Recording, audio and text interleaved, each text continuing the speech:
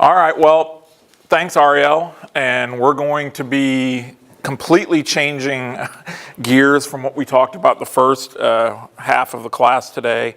I'm going to be focusing much more on operations as we've discussed. I'm going to talk a fair amount about FACETs, which is a new warning paradigm that we're working on at NSSL with the National Weather Service. But I thought it would be interesting to start off talking about how we got to where we are today. And so I'm actually going to spend a couple of slides talking about the past of severe weather warnings, spend a couple slides talking about where we are today, and then talk some about the future.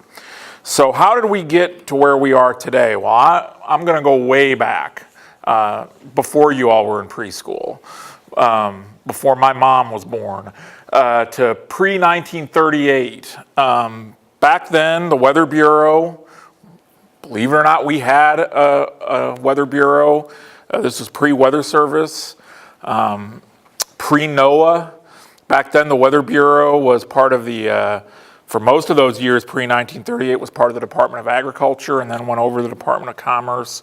And before 1938, the Weather Bureau offices were actually forbidden to use the word tornado in any forecasts or anything that they issued that was for what was going on now or going on in the future. And that was basically because it was assumed that it would incite panic, that the population didn't know what to do if there was a tornado approaching them. There was no organized warning or response system, and that people would just, I guess, run through the streets screaming. So essentially it was forbidden. But then in 1938, the Weather Bureau decided, primarily because there was a lot of effort starting to go into building of defense equipment pre-World War II, that there needed to be a way to at least let emergency officials and the people that ran these big military installations and these big military equipment production facilities to know that there was a tornado approaching them if it had been visually sighted. So in 1938, just specifically for those entities, that ban was rescinded, and the the Weather Bureau began to develop spotter networks to try to at least give these entities an idea of when there was a tornado sighted and moving toward them. And then in 1948, some of you may be familiar with this, the first successful tornado forecast occurred here in the Oklahoma City area and was was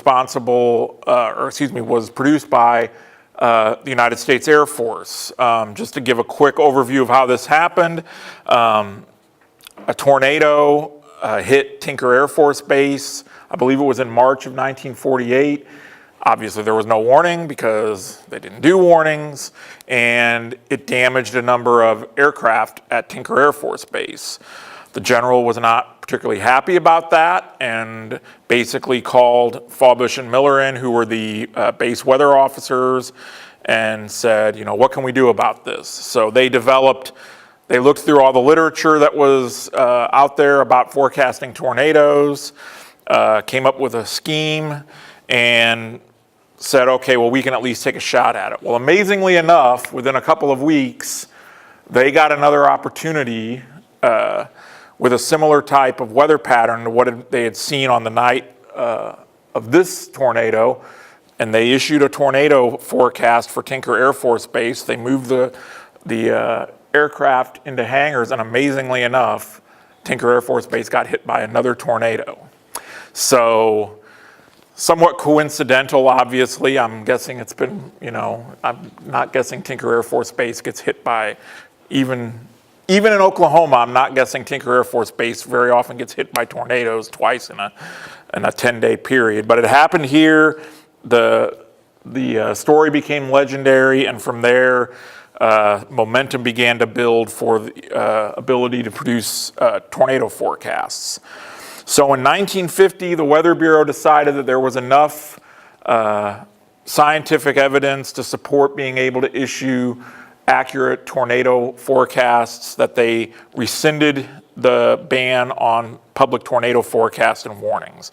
And in 1952, the first Weather Bureau public tornado forecast was issued. So we go forward about 15 years to 1965 and the Palm Sunday outbreak. How many of you are familiar with the Palm Sunday 65 outbreak? Okay, this was a big event for the Midwest and lower Great Lakes. You can see there on the map where the tornadoes occurred with this outbreak, and there were a number of violent tornadoes. At that time, the severe storms forecast units had been spun up by the Weather Bureau, and they were issuing those boxes that you see up there on the map, which were called tornado forecasts. They were not called tornado watches then. And the text you see there is an actual example of a tornado warning that was issued by the Chicago Weather Bureau office for one of the tornadoes in that event. Now, after each big weather event like this, the Weather Bureau and now the Weather Service still does this, goes in and basically does an assessment of how the warnings and forecasts performed and how they helped societal decision making. Well, when they did this for the 65 event and they went out and interviewed emergency officials and members of the public, they basically found that people didn't understand the difference between a forecast and a warning. They didn't understand that when they heard a tornado warning, that meant that there was something imminently occurring.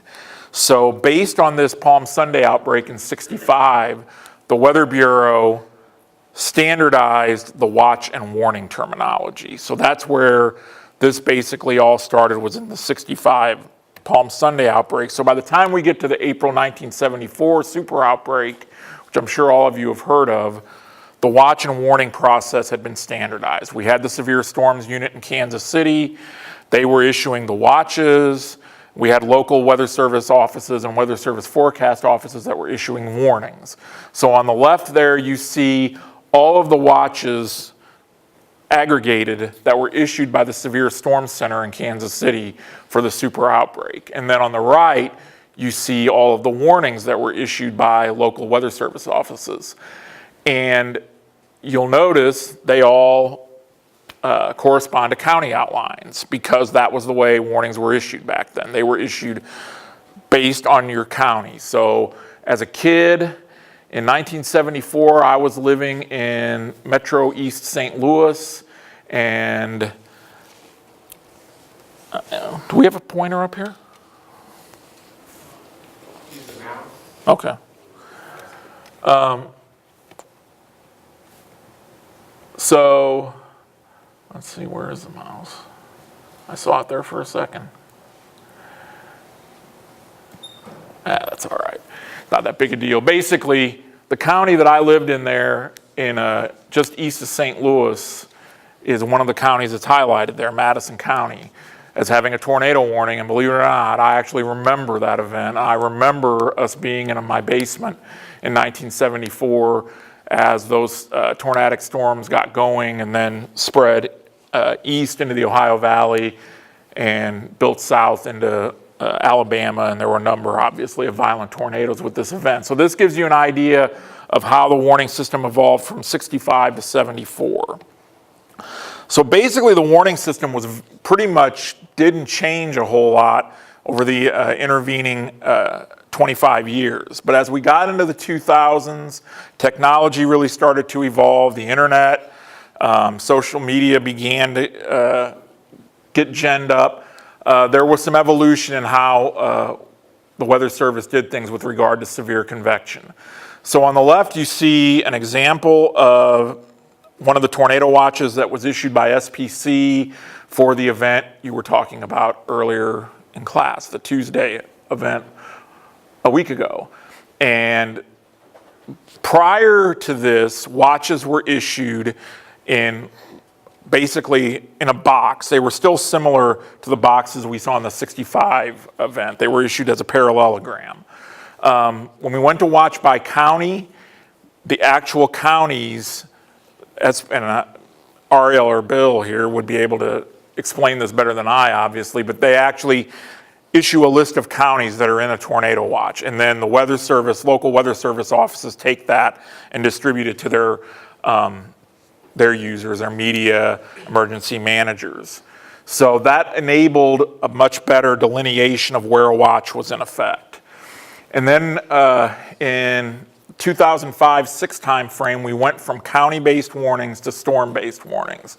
So in other words, instead of an entire county being in a warning, the Weather Service was issuing their warnings in a polygon format so that it could be displayed graphically on the internet, and then the text of the warning is more precise. It breaks down into parts of counties, like, southern Cleveland County, instead of just the entire county being under a warning. And then a few years ago, the entire Weather Service, based on an experiment that started in the central region of the Weather Service after the Joplin tornado, went to impact-based warnings. And basically the main thing with that is to try to better convey to emergency managers and the media more details on what sort of impact a given severe storm is going to have. So this is an example of the tornado warning that the Weather Service in Paducah issued for the Perryville tornado last Tuesday. And you can see there it discusses 2-inch diameter hail, gives more details on what kind of damage a tornado might produce to mobile homes, various structures, and gives a path cast on when the storm will be affecting the Perryville area. So we went from more of a generic warning for the area outlined by the polygon, just severe weather or a tornado, to try and to narrow it down a little bit and give more impacts. So that's where we basically stand today with the watch and warning system. So what I'm going to do now is show a few examples of warnings from last week's event, and I just want to preface this by saying I'm not criticizing any of the offices that were issuing warnings. This isn't about that. This is about ways in which we can see areas where we can improve the system of today. And this first example I'm going to show is again for this Perryville tornado. And I'm going to ask you all, does anything jump out at you? The purple polygons are the tornado warnings. The red are the severe thunderstorm warnings. Do you see anything that concerns you? The expiring tornado polygon to the rear of the storm. What's that? The expiring tornado polygon to the rear of the That's one thing, absolutely. Anything else? By the way, is everybody fairly familiar with GR analyst, or do I need to, explain what? Basically, we got base reflectivity, SRM, correlation coefficient, and the rotation. A couple sitting in between the two. Yeah. Anybody want to make a guess as to why that probably is? Who said CWA boundary? Yeah. I think that, I'm guessing that is the big reason why. The county to the west is in St. Louis's warning area. The county to the east is in Paducah's warning area. And so the St. Louis office issued their initial polygon, and then Paducah followed on with a warning. And so you've kind of got the couplet kind of shooting this gap in between the two warnings. So, but the point that was made about the how much area is still under a tornado warning, even though the threat has passed, is another good point.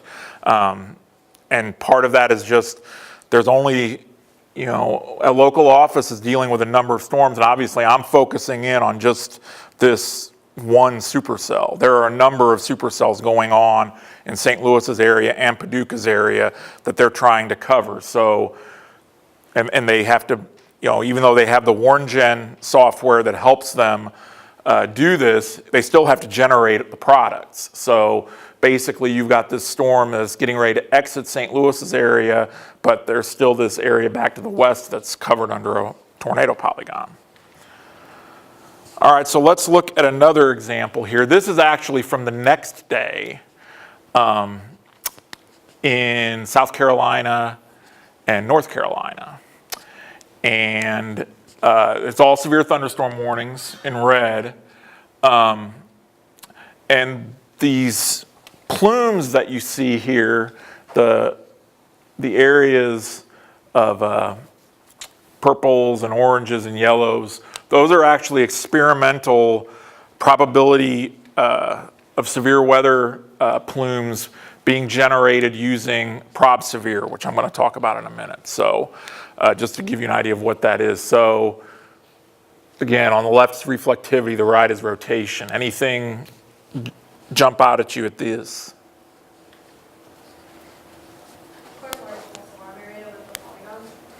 Yeah, I would agree with that. I mean, my guess is, again, I'm guessing, and again, this isn't criticism because trust me, I've been the one doing this. It's challenging, but my guess is there was potential for wind with most of these storms, and so rather than trying to really narrow things down, they felt compelled to issue a large warning. And you can see this is actually a very large polygon.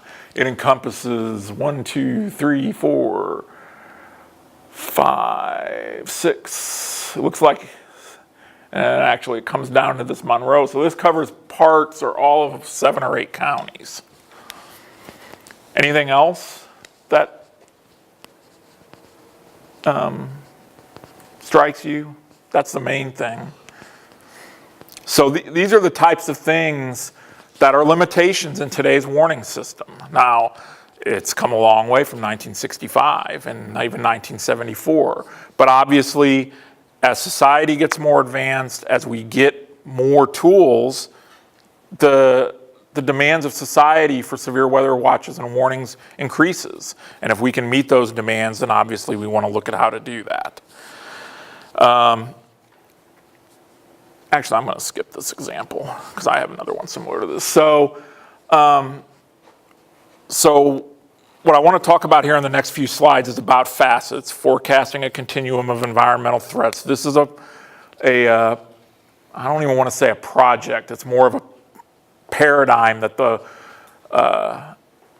National Severe Storms Lab is working on with other OAR partners and the Weather Service to try to move our binary warning system of today, where you're in a polygon or you're not in a polygon, toward a watch warning advisory system that's based on probabilistic hazard information, which you saw an example of, kind of a mock-up of what that might look like with those plumes that you saw in the last warning.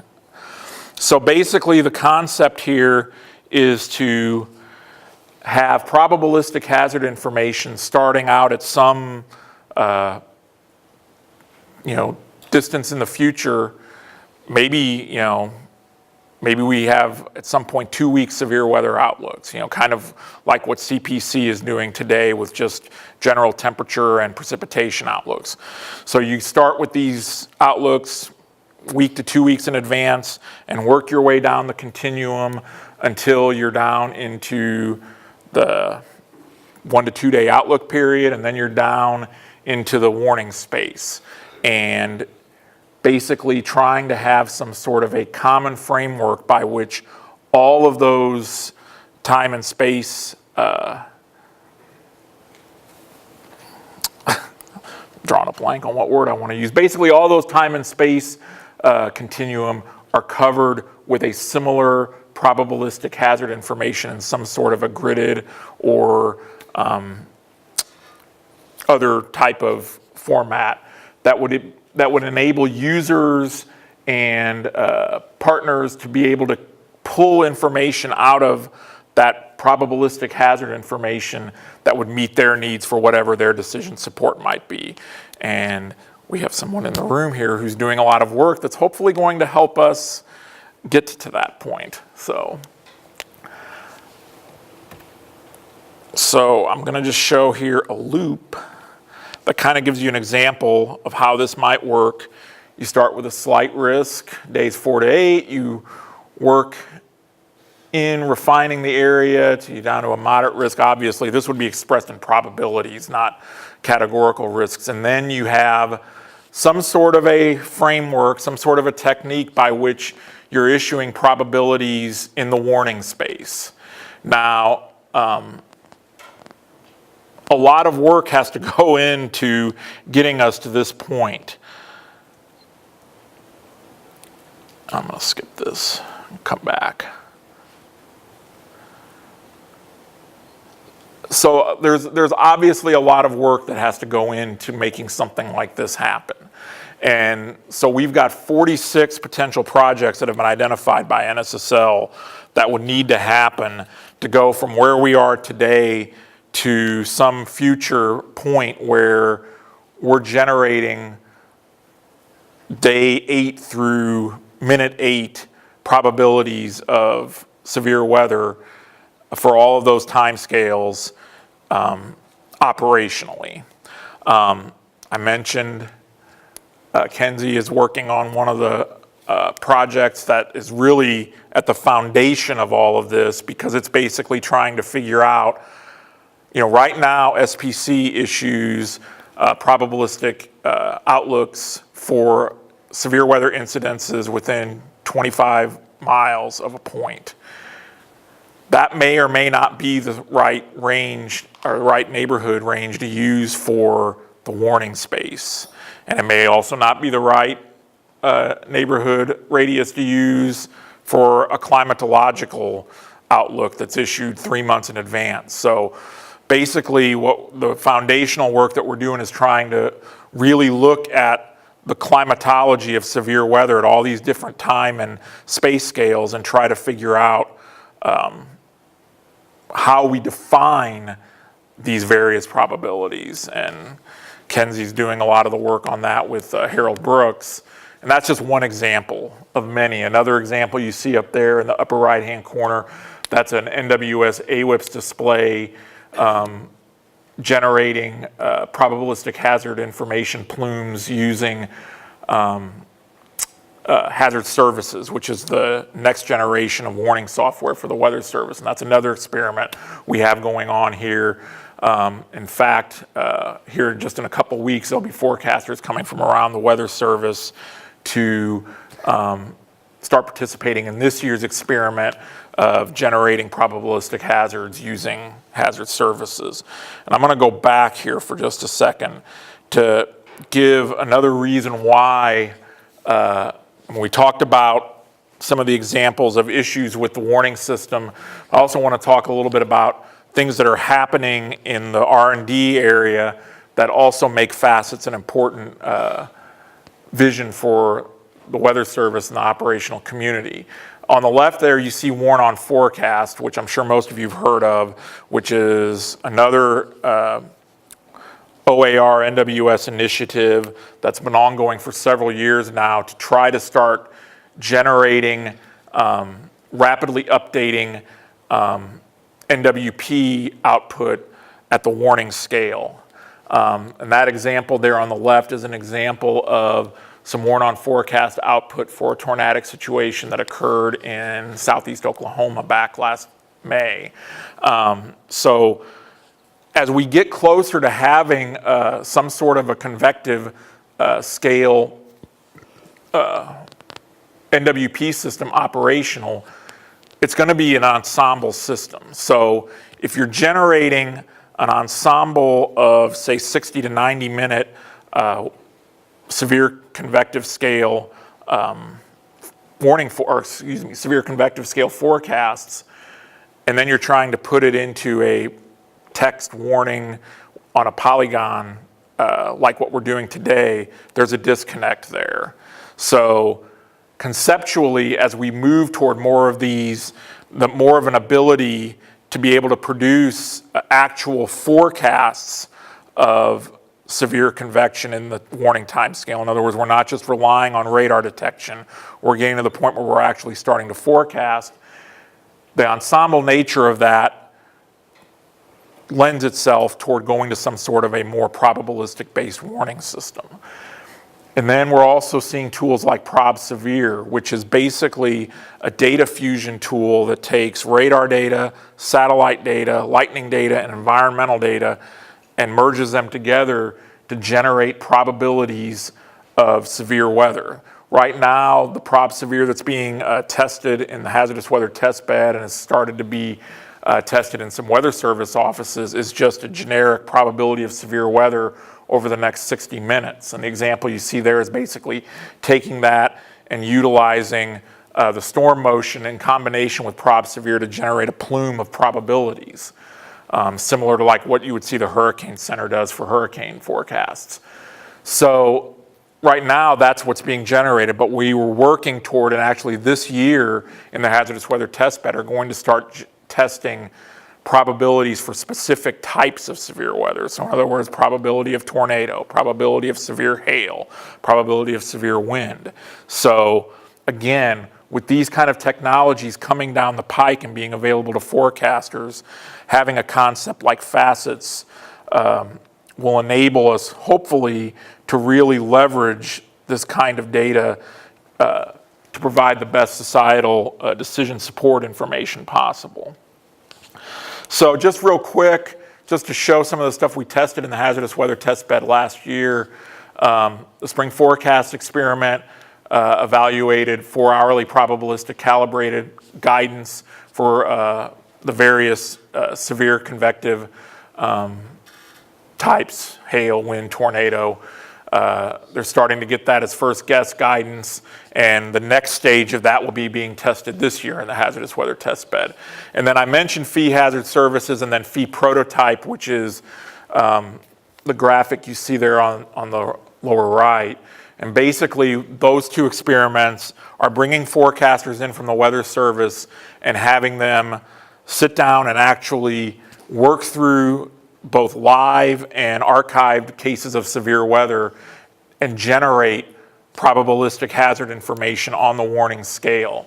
In the FEE Hazard Services, like I mentioned, that's using the AWIP system that the Weather Service has today and the Hazard Services, which will be their next generation warning tool.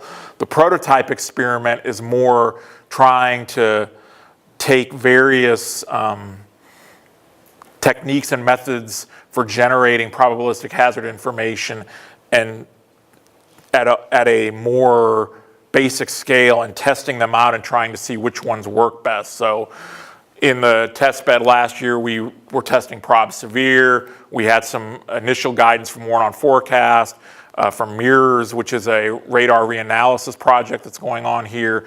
And then we also brought in emergency managers and broadcasters because we don't want to go way down a road of a new warning paradigm without having the key users involved and being able to provide feedback on some of the early prototypes. So what you see there in the lower right is an example of a probability of tornado hazard plume that was generated for a real-time case in Montana during the test bed last year, and an example of a advisory level tornado product that we tested out last year using a hazard simplification, which is another Weather Service project that's going on. And just to show, here's another example of, this is from the Dodge City tornado outbreak last year on May 24th. And it just gives you an example of the kind of things we're trying to do with FEE. You can see here in the lower right, the parallelogram is the actual NWS warning. And then the area you see inside that is actually the area of the 30% or greater probability of tornado that was generated by one of the HWT forecasters for the same event. So one of the things we're looking at is we feel like it's going to narrow down the focus area for particularly for these tornadic events. But as you can see, the plume actually extends quite a bit farther downstream than the warning. So something that we're going to have to be looking at is making sure that even though we might be providing more lead time, that we're not overdoing potentially the false alarm area downstream.